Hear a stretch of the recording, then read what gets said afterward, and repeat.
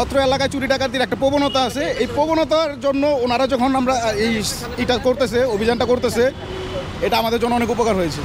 ব্যাগে কি আর কিছু আছে ব্যাগে? না পাওয়ার ব্যাংক শুধু আর হচ্ছে লাইটটা আর আপনার গাড়ির কাগজপত্র দেখেন।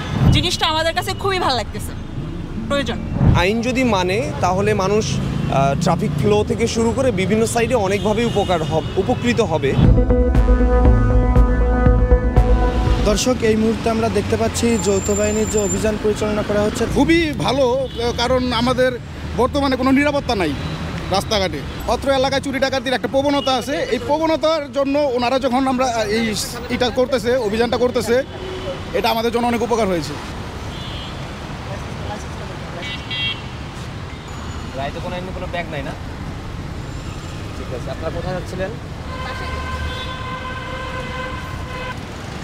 ভাই আমার পেপারসটা একটু দেখেন আর পিছনের ব্যাগটা খুলে দেন।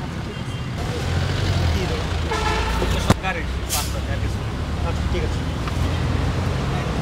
যমুনা ইলেকট্রনিক্স ঈদে ডাবল খুশি অফার সিজন 3, যে কোনো পণ্য কিনলেই পাচ্ছেন নিশ্চিত ঈদ উপহার। আপনি গাড়ির পেপারসগুলো নিয়ে কাইন্ডলি একটু নিচে আসেন আর গাড়ির ব্যাগটা একটু খুলেন। হ্যাঁ, ওই ব্যাগটা একটু চেক করে দেখেন। হ্যাঁ,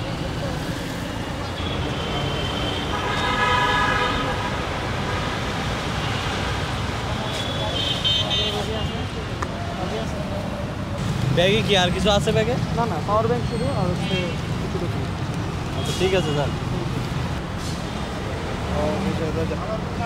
দর্শক, এই মুহূর্তে আমরা দেখতেছি যৌথ বাহিনীর যে অভিযান পরিচালনা করা হচ্ছে। এখানে দেখা হচ্ছে বাইকের কাগজ ঠিক আছে কিনা, এমনকি বাইকে কোনো প্রকারের অবৈধ মালামাল এক স্থান থেকে অন্য স্থানে নিয়ে যাওয়া হচ্ছে কিনা, তারই প্রেক্ষিতে আজকের অভিযান পরিচালনা করা হচ্ছে। লাইটটা আর আপনার গাড়ির কাগজপত্র দেখেন। এই যে খুবই ভালো, খুব ভালো। আসলে আমরা হ্যারেজ হচ্ছি না, জিনিসটা আমাদের কাছে খুবই ভালো লাগতেছে, প্রয়োজন।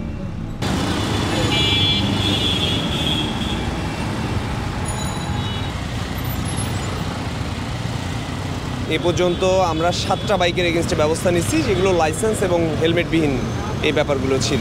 হেলমেট ছাড়া চলা যাবে না, লাইসেন্স ছাড়া চলা যাবে না, এগুলো মানে সবাই জানে। তো জেনে বুঝে যখন এটা অপরাধ হয় তখন এটা জেনে স্বাভাবিকতই আমরা সেটার ব্যবস্থা নিচ্ছি। আর কনসার্ন মেসেজ এইটাই যে আইন যদি মানে তাহলে মানুষ ট্রাফিক ফ্লো থেকে শুরু করে বিভিন্ন সাইডে অনেকভাবে উপকৃত হবে।